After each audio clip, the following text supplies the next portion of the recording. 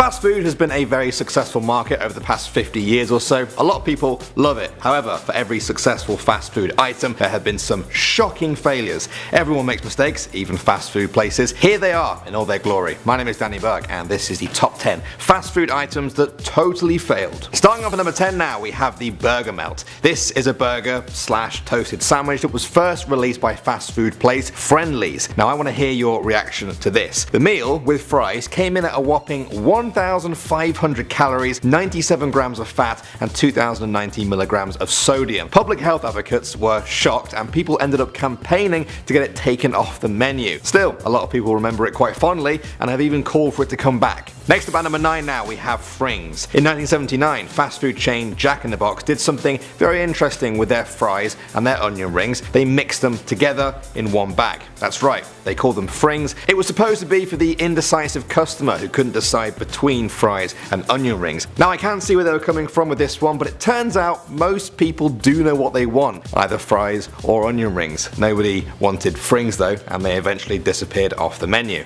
Next up at number 8 now, we have the McDLT. This was McDonald's big solution to a problem that didn't really exist, if I'm honest. The burger was served in a styrofoam container that contained the meat and half the bun in one half and everything else in the other. Their whole selling point was, we found a way to keep the lettuce and tomato cool and a quarter pound of beef hot. Like I said, this wasn't really the biggest concern for most McDonald's customers. There was also a huge environmental problem. Suddenly, this one burger was requiring twice the packaging. These are just some of the reasons why it's in this video and not in your local McDonald's. Moving on to number 7 now, we have the McSpaghetti.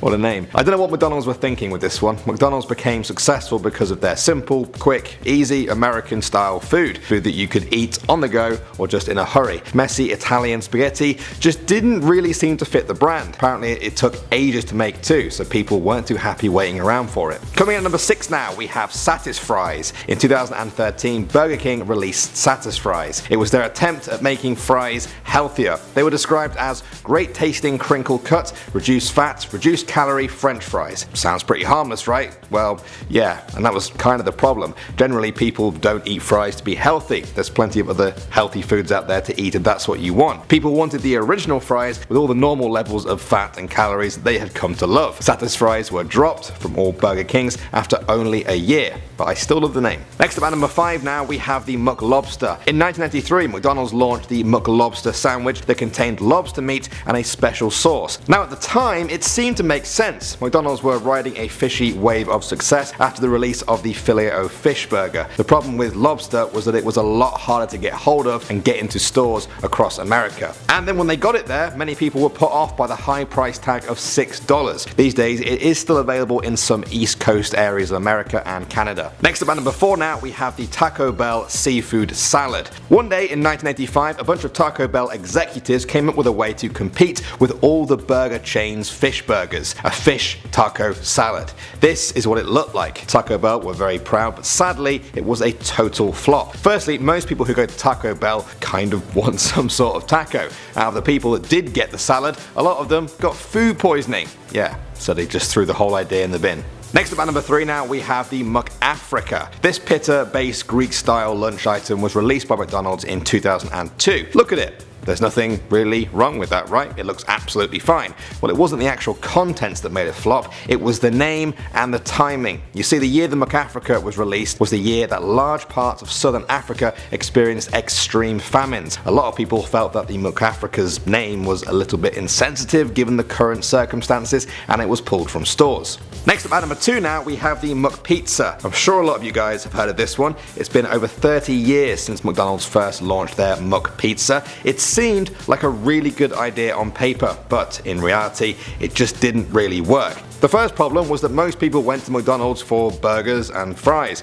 There were already plenty of other good pizza places if they wanted pizza. Secondly, the cook time for the pizza was around 11 minutes. Someone who wanted the McPizza would watch 5 other customers come and go before they even got their food. Most McDonald's removed it from their menu, but amazingly, it remained in 2 McDonald's in the US right up until 2017 when the company forced them to stop. And finally, number 1 now, we have the Hula Burger. This was a meatless burger introduced in the 1960s to McDonald's. The meat was simply swapped out for a grilled piece of pineapple and placed with cheese on a bun. It was supposed to be a substitute for American Catholics who would not eat red meat on a Friday. McDonald's released it alongside the Filet-O-Fish to see which one did better. The fact that you can now go into your local McDonald's and buy a Filet-O-Fish tells you who won that battle. I already struggle to get my head around pineapple on pizza, never mind in a burger. Am I alone in this? Let me know your thoughts on all of these fast food items of the past. Were they really mistakes? Which one would you guys like to see make a comeback? While you think of that, I will say thank you, as always, for watching, guys. My name is Danny Burke, and I'll see you all in the next video.